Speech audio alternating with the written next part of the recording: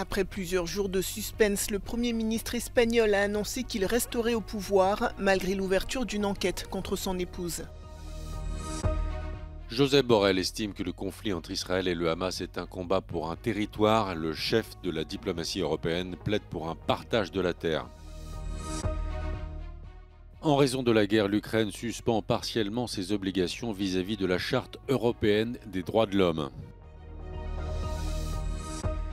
Le président du Conseil européen, Charles Michel, craint un nouveau rideau de fer si l'Union européenne refuse de s'élargir.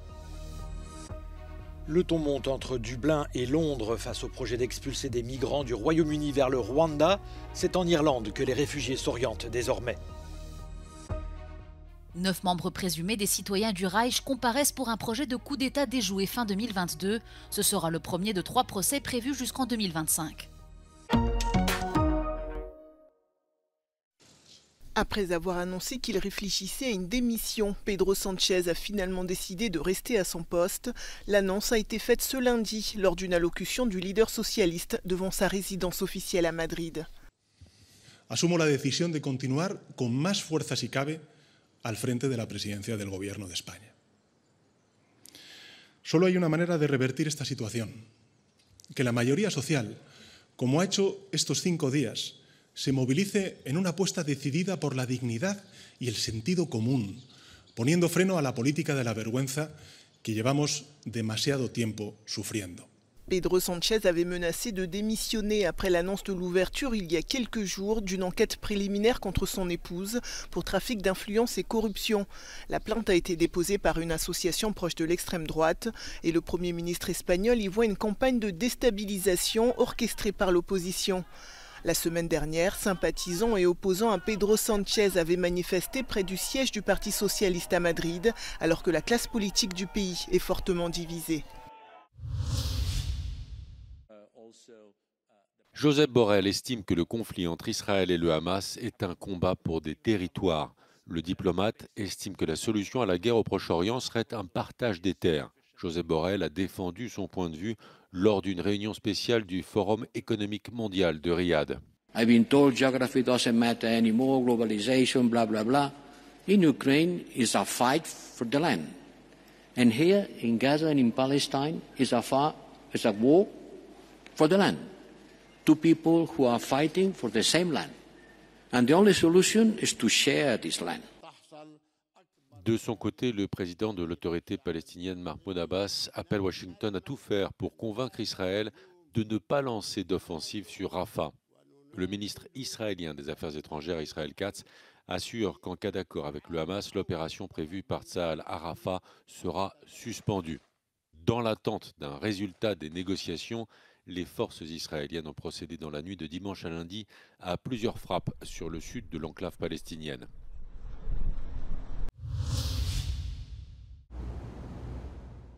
L'Ukraine suspend partiellement ses obligations liées à la Charte européenne des droits de l'homme. Kiev a officiellement informé le Conseil de l'Europe et fait valoir la loi martiale en vigueur dans le pays. L'article 15 de la Cour européenne des droits de l'homme autorise l'Ukraine à recourir à une suspension partielle et provisoire de ses obligations. La loi martiale réduit notamment la protection du domicile, le secret de la correspondance, la non-ingérence dans la vie privée ou les libertés d'expression, de circulation ou de réunion. Le régime de guerre concerne tout particulièrement les restrictions des droits des hommes en âge d'être appelés sous les drapeaux. L'Ukraine souffre d'une pénurie de recrues et d'équipements militaires. À l'ouest de Kiev, la ville de Rivne a démantelé un mémorial soviétique de la Seconde Guerre mondiale pour le céder à des ferrailleurs et acheter des drones avec le produit de la vente.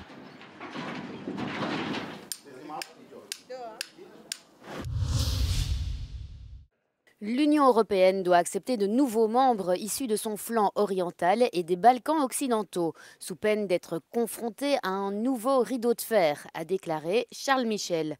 Le président du Conseil européen s'est adressé à Euronews alors que l'Union européenne célèbre les 20 ans de l'élargissement dit Big Bang de 2004, lorsque 10 pays se sont vus accorder l'adhésion à l'Union européenne. Enlargement is vital for the future of the EU because without enlargement, this is in fact a risk for for a new Iron Curtain, and this would be extremely dangerous if you would have an unstable neighborhood with a lack of prosperity, a lack of economic development. These are a common interest, the candidate countries and the EU, to make progress, to speed up. I am confident because I feel that the leaders, a vast majority of them, they are absolutely convinced this is important for the future. 9 pays attendent dans les coulisses de rejoindre l'Union européenne, dont l'Ukraine déchirée par la guerre. Mais le processus d'adhésion est long et complexe, les étapes vers l'adhésion à part entière devant être approuvées à l'unanimité par tous les États membres de l'Union européenne. La Hongrie a déjà menacé d'utiliser son droit de veto pour bloquer l'adhésion de l'Ukraine. Mais Charles Michel est convaincu que cela n'empêchera pas l'Union européenne d'accélérer les candidatures des pays candidats. For instance, we've used the constructive abstention, which is giving the possibility for a country to say, look, I don't like, I'm not very comfortable with this decision, and I made public my opinion, but I don't want to block the vast majority of the member states which would like to make progress in a certain field, a certain domain. Charles Michel a aussi déclaré cette semaine que les pays les plus avancés pourraient déjà rejoindre l'Union européenne d'ici la fin de la décennie.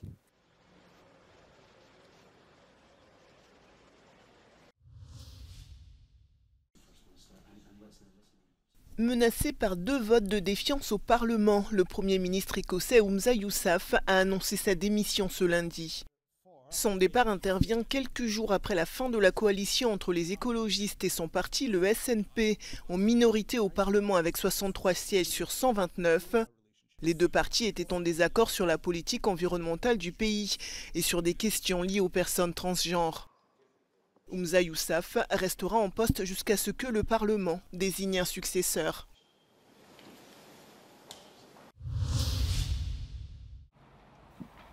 Le ton monte entre Dublin et Londres à propos de la crise migratoire qui affecte l'Irlande depuis plusieurs mois. Un afflux qui serait directement lié à la politique migratoire du Royaume-Uni. Craignant d'être renvoyés au Rwanda, les migrants choisiraient désormais d'aller en Irlande, soit 80% des nouveaux arrivants. Une réunion à Londres est prévue ce lundi. Every country is entitled to have its own migration policy, but I certainly don't intend to allow anybody else's migration policy affect the integrity of our own one. And this country will not in any way, shape or form provide a loophole for anybody else's migration challenges. That's very clear.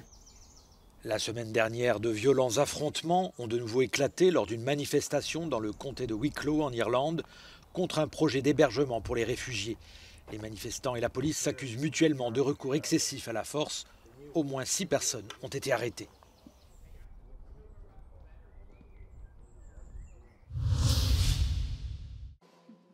Il voulait renverser le pouvoir. 9 membres présumés d'un réseau armé comparaissent ce lundi à Stuttgart en Allemagne pour un projet de coup d'État déjoué fin 2022, premier d'une série de 3 procès prévus pour ce groupe extrémiste dont le démantèlement avait stupéfié le pays.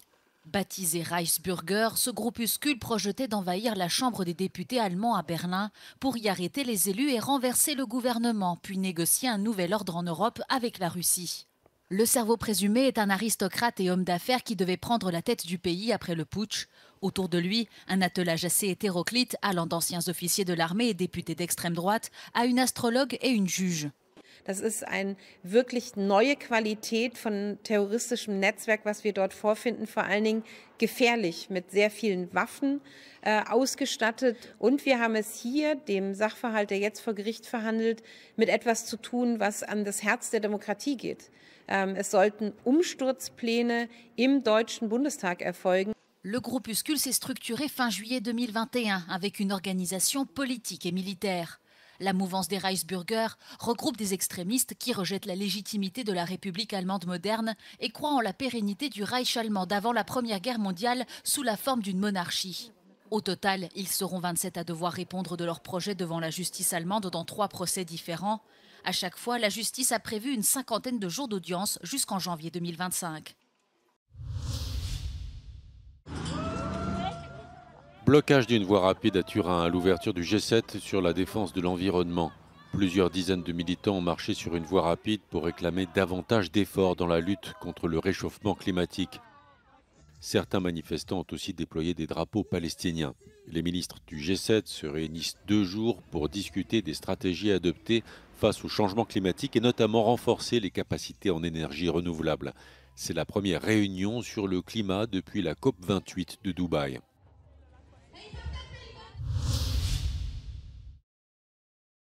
Teresa Vicente, professeure de droit espagnol, fait partie des 7 lauréats du prix Goldman qui chaque année récompensent des individus à travers le monde pour leur combat en faveur de l'environnement. Le combat de Teresa, c'est cette lagune d'eau salée située dans le sud-est de l'Espagne où elle a grandi. Grâce notamment à son travail, le gouvernement a reconnu la personnalité juridique de cette lagune en 2022, une première en Europe. A la laguna del Mar Menor le llaman la laguna mágica. Y nosotros en este camino hemos visto mucha magia. Este premio Goldman forma parte de su magia. La lagune de Mar Menor a désormais des droits, au même titre qu'un individu ou qu'une entreprise. Il est donc plus facile de la protéger face à une urbanisation sans limite, ainsi qu'à une agriculture intensive dans la région, ce qui conduit parfois à un désastre écologique dans cet espace naturel, comme ces poissons retrouvés morts. Y este reconocimiento hace que no sea una conquista local ni nacional, sino europea e internacional. Es un grito que se une al grito de la tierra, que se une a la dignidad de la tierra y que evita lo que está pasando ahora, que se silencie este movimiento. À travers le monde, plusieurs initiatives comme celle de Teresa ont vu le jour pour reconnaître la personnalité juridique de certains espaces naturels menacés.